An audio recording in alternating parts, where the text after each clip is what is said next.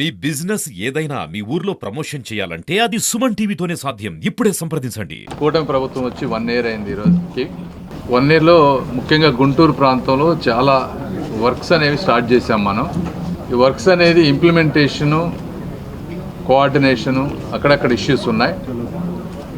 అందుకని అందరినీ ఒకసారి కూర్చోబెట్టి రెగ్యులర్ ఎక్సర్సైజ్లో పార్ట్ ఇది. ఇప్పుడు రైల్వేస్ తీసుకుంటే మనకి 3 అమృత్ భారత్ స్టేషన్స్ ఉన్నాయి. ఇది గుంటూరు, మంగళగిరి, తెనాలి. వాటి వర్క్స్ ఎక్కడ దాకా వచ్చినాయి అనేది, ఎప్పటిలోపు కంప్లీట్ చేస్తారనేది, ఇవన్నీ నెక్స్ట్ ఇయర్ సెకండ్ క్వార్టర్ కల్లా ఇస్తూ ఉంటున్నారు. అదేవిధంగా శంకర్ విలాస్ బ్రిడ్జ్కి వచ్చేటప్పటికి చాలా ప్రాపర్టీస్ ఇంకా ఎక్వైర్ చేయాల్సినవి ఉన్నాయి. అందులో కొన్ని గవర్నమెంట్ ప్రాపర్టీస్ ఉన్నాయి, రైల్వే వాళ్ళ ప్రాపర్టీస్ ఉన్నాయి. వాటన్నిటిని వాళ్ళు ఎప్పుడు హ్యాండ్ ఓవర్ చేస్తారనేది. అదేవిధంగా వాళ్ళు కొన్ని lines, railway lines doubling, tripling చేయాల్సినప్పుడు కొంత గవర్నమెంట్ ల్యాండ్ ఎక్విజిషన్ మనం ఇవ్వాల్సినవి ఉన్నాయి. అవి కొంత కోఆర్డినేషన్ తోటి ఇష్యూస్. అదేవిధంగా మొన్న కట్టినటువంటి 3 వంతెనల బ్రిడ్జ్ కింద ఉన్నటువంటి వాటర్ ఇష్యూ, దాన్ని ఏ విధంగా సాల్వ్ చేయాలనేవి. ఇవన్నీ కాకుండా ఇంకో 3, ఇప్పుడు శంకర్ విలాస్ అయితే స్టార్ట్ చేసాం, కానీ ఇంకో 3 బ్రిడ్జెస్ వర్క్లు ఇంకా శంకుస్థాపన చేయాలి. అవన్నీ కూడా టెండర్ స్టేజెస్ అయిపోవచ్చినాయి. ఆ tender finalisation, technical sanctions, financial sanctions అవన్నీ అవడానికి ఇంకో 45 రోజులు పడుతుందన్నారు. ఇదంతా రైల్వే వాళ్ళతో కోఆర్డినేట్ చేసినటువంటి విషయం. ఇవన్నీ కాకుండా శంకర్ విలాస్ బ్రిడ్జ్ కట్టేటప్పుడు ట్రాఫిక్ డైవర్షన్కి చేయాల్సినటువంటి ఇష్యూస్ చాలా ఉన్నాయి. అందులో కొన్ని ఎలక్ట్రిక్ పోల్స్ అన్నీ మధ్య మధ్యలో ఉండటం, దానికి వాళ్ళు వేసే మన ఎలక్ట్రిక్ వాళ్ళు ఇచ్చే కాస్ట్ ఎస్టిమేట్స్ ఎక్కువగా ఉండటం, వాటిని రివైజ్ చేయటం, ఆ పోల్స్ అన్నీ మళ్ళీ మార్పించి కొన్ని చోట్ల ఎక్కడెక్కడైతే రోడ్లు ఎక్స్టెండ్ చేయాలో అవన్నిటికీ కూడా రోడ్ డెవలప్మెంట్ ప్లాన్స్ అవన్నీ చేసి కొన్ని చేశారు. శారదా నగర్ కాలనీ రోడ్ దాదాపుగా అయిపోయింది, నెహ్రూ నగర్ రోడ్ అయిపోయింది. అదేవిధంగా కంకరగుంట ఫ్లైఓవర్ కింద కొన్ని ఇష్యూస్ ఉంటే అవన్నీ సాల్వ్ చేశారు. ఈ ఎలక్ట్రిక్ పోల్స్ అన్నీ కూడా 1 వీక్ 10 డేస్లో మిగిలినన్ని మార్చేస్తే యాక్చువల్గా నిన్న కానీ మొన్న కానీ ఫస్ట్ పిల్లర్ శంకర్ విలాస్కి పడాల్సింది. ఈ ట్రాఫిక్ దానివల్ల కొంచెం లేట్ అయింది. బట్ ఏదైనా ఇంకో వారం 10 రోజుల్లో ఫస్ట్ 1 or 2 పిల్లర్స్ స్టార్ట్ చేసే విధంగా అంతా వర్కౌట్ చేస్తూ ఉన్నాం. ట్రాఫిక్ డైవర్షన్స్ అన్నీ. ఇవన్నీ కాకుండా జిఎంసీ ఇష్యూస్ అయితే శానిటేషను కమిషనర్ గారు, మేయర్ గారు కష్టపడుతున్నారు, కానీ అయినా కూడా కింద స్థాయిలో ఉన్నటువంటి సమస్యల వల్ల అది అనుకున్నంత స్థాయిలో మాకు ఇంప్రూవ్మెంట్, సాటిస్ఫాక్షన్ లేదు. దాని గురించి ఎమ్మెల్యేలు అంతా కూడా వాళ్ళ కన్సర్న్స్, వాళ్ళ వాయిస్ చెప్పారు. దీనికి కొన్ని ప్రొసీజర్లన్నీ కొన్ని వర్క్ చేస్తూ ఉన్నాం. అడిషనల్గా ఇంతకుముందు స్వచ్ఛ భారత్ మిషన్లో డంపర్ బిన్స్ తీసేయటం, అవి ఎక్కడ వేయాలో తెలియకపోవటం వల్ల ఎక్కడ పడితే అక్కడ పడేయటం, ఇవన్నీ కొన్ని ఇష్యూస్ ఉన్నాయి. ఆ డంపర్ బిన్స్ అన్నీ మళ్ళీ తీసుకురావటం. అదేవిధంగా ఎమ్మెల్యేలకి కొద్దిగా ఎక్కువ బాధ్యతలు ఇచ్చి, కార్పొరేటర్లు లోకల్గా ఉండేవాళ్ళు కూడా ఎక్కువ బాధ్యతలు తీసుకొని ప్రతి వాటికి ఒక ట్రాక్టర్ కానీ, కాంపాక్టర్ కానీ, లేకపోతే గ్రాస్ కట్టర్స్, ఇవన్నీ వాళ్ళకి కావాల్సినన్ని ఎనఫ్ ఐటమ్స్ ప్రొవైడ్ చేసి అకౌంటబిలిటీ చేసే విధంగా అదొక వర్క్. సో ఈ విషయంలో దాని గురించి కూడా చాలాసేపు రివ్యూ చేసాం.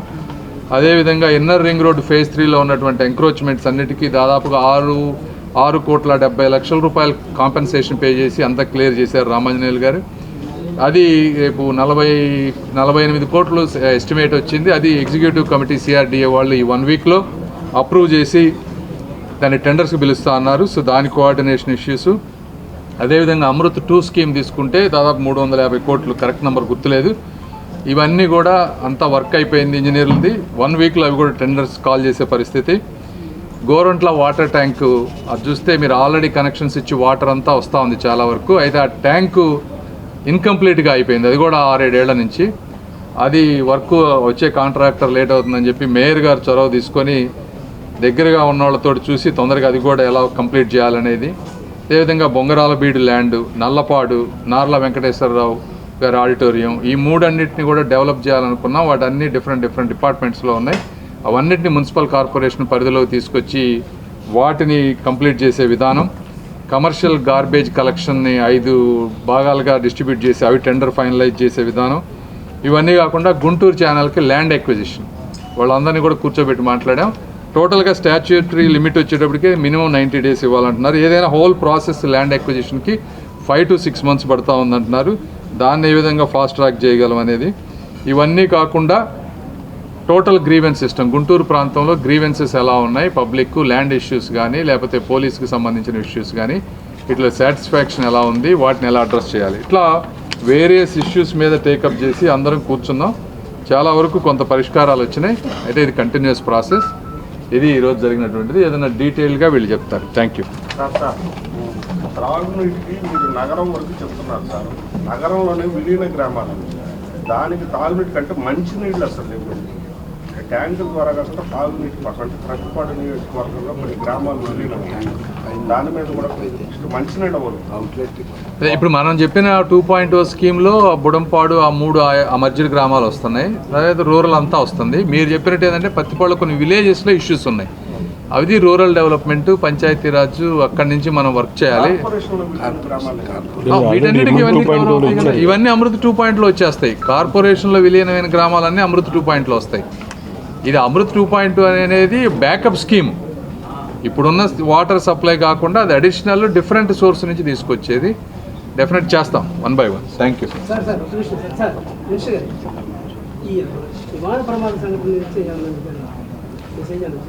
ఒకటి, ఇది ఇప్పుడు విమాన ప్రమాదం అనేది చాలా బాధాకరమైన విషయం. ఒకటి, ఫ్లైట్లో ఉన్న వాళ్ళు చనిపోవటమే కాకుండా పాపం డాక్టర్స్ పిల్లలు వాళ్ళు కూడా చనిపోవటం. అయితే ఒక వ్యవస్థలో ప్రైవేట్ ఆర్గనైజేషన్లో ఈ ఫ్లైట్స్ ఇవన్నీ ఉన్నప్పుడు రకరకాల అన్నీ కూడా ఒక మినిస్టర్ గారు కానీ ఇంకోళ్ళు కానీ ఎవరు కోఆర్డినేట్ అంతా 100% చేయలేరు, ఎవరు కూడా సాధ్యమయ్యే పని కాదు. కాబట్టి ఏదైనా కూడా జరగరాంది జరిగింది. డెఫినెట్గా ప్రధానమంత్రి మోదీ గారు, రామ్మోహన్ గారు వీళ్ళందరూ చాలా తెలివైన వాళ్ళు. దాన్ని ఎట్లా సాధ్యమైనంత వరకు మళ్ళీ రిపీట్ కాకుండా చేస్తారు అన్న నమ్మకం ఉంది. అయితే ఈరోజు రామ్మోహన్ నాయుడు గారికి మేమందరం కూడా అండగా ఉన్నాం. ఇట్లాంటి ఇవన్నీ టెస్టింగ్ మనకి కొత్తగా ఇవి తీసుకున్నప్పుడు ఒక టెస్టింగ్ పీరియడ్స్, ఇలాంటప్పుడే నాయకత్వ లక్షణాలు కూడా బయటపడతాయి. అయితే తను సమర్థవంతంగా చేస్తారన్న నమ్మకం ఉంది నాకు. ఉన్నాయని నేను అనుకోనమ్మా. ఇట్లా వాస్తవాన్ని ప్రజలకు చెప్పా, దాని గురించి డిస్కస్ చేయి అంతే. నేనేం చెప్పాను, జగన్మోహన్ రెడ్డి గారి ప్రభుత్వంలో ఆయన అభిమానించే వాళ్ళు అత్యంత తెలివైన వ్యక్తిని, నాలెడ్జ్ ఉన్న వ్యక్తిని నా దగ్గర పంపేయండి, మీరందరూ మీడియా వాళ్ళు రండి. నేను అనేది ఒక స్కీమ్ గురించి మాట్లాడుతున్నా. మైనారిటీలకు సంబంధించినటువంటి స్కీమ్ని మీరు దొంగ పనులు చేశాను అని చెప్పి మీరు డబ్బులు తీసుకున్నారు, చేయలేదు. మీరు 228 కోట్లు ఆంధ్రప్రదేశ్ గవర్నమెంట్, సెంట్రల్ గవర్నమెంట్ కట్టమని వాళ్ళు అడుగుతున్నారు. కడితే తప్పించి నెక్స్ట్ డబ్బులు ఏమని. ఇందులో ఏముంది, ఇది వాస్తవం, ఇదంతా పేపర్ ఆన్ డాక్యుమెంట్. దాని మీద కావాలంటే డిస్కషన్ రండి. వైపు నుంచి మీరు ఆ విధంగా ప్యాకేజ్ వస్తుందంటే వాళ్ళు ఏమంటున్నారు, కూటమి ప్రభుత్వంపై విఫలాలపై మేము బుక్ రిలీజ్ చేస్తాం, దాన్ని చూస్తామని వాళ్ళు అంటున్నారు. ఏం చెప్తారు దానిపై మీరు సంతృప్తిగా ఉన్నారు? మా శానిటేషన్ ఇప్పుడు మీరు ఒకటి గుర్తుపెట్టుకోవాలి, గత 5 సంవత్సరాలుగా సిస్టమ్స్ అన్నీ పాడైపోయినాయి. అంటే కింద స్టేజ్ నుంచి పై స్టేజ్ వరకు అందరూ కూడా పాపం ఒక కమిషనర్ గారు, మేయర్ గారు లేకపోతే ఇంకొకళ్ళు ఒక్కరోజుతోటో అయ్యేది కాదు. దాదాపు 2000 మంది వర్కర్స్ ఉన్నారు.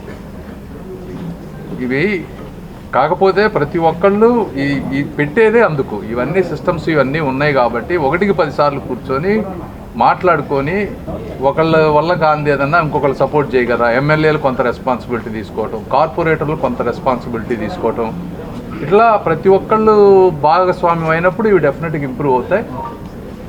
చాలా వరకు ఇంప్రూవ్ అయింది, ఇంత ముందుతో పోలిస్తే చాలా బెటర్ ఇప్పుడు ఈ రోజున. అయితే ఇంకా చాలా అవ్వాల్సి ఉందండి. 100% హ్యాపీ అంటే కాదు, బట్ డెఫినెట్గా ప్రతి ఒక్కరికి చేయాలన్నటువంటి ఇంట్రెస్ట్, ఇంటెన్షన్ ఉంది. ఈ రోజున కోఆర్డినేట్ చేసుకుంటాం. చూస్తారు కదా మీరే 1 by 1 అవుతూ ఉంటాయి. మీరు ఎప్పుడు లేనటువంటి గుంటూరులో ప్రతి రోడ్లు ఎక్కడెక్కడ రోడ్లు వేసాము, డ్రైనేజీలు కట్టాము, ఈ విధంగా వర్క్ చేస్తున్నాం. మీరు చాలా ప్లేసుల్లో ఉంటుంది. ఈ విధంగా ఇంత ఒక సమన్వయంతో ఒక కమిషనర్ గారు, కలెక్టర్ గారు, మేయర్ గారు, ఎమ్మెల్యేలు కూర్చొని ఒక పద్ధతి ప్రకారం వర్క్ చేస్తున్న ప్లేస్లు అనేది చాలా. మీరు ఇంతకుముందు గుంటూరులో ఎప్పుడైనా చూసారా? డెఫినెట్గా 2-3 ఏళ్లలో గుంటూరు అద్భుతంగా తయారవుతుంది, మీరే చూస్తారు. Thank you.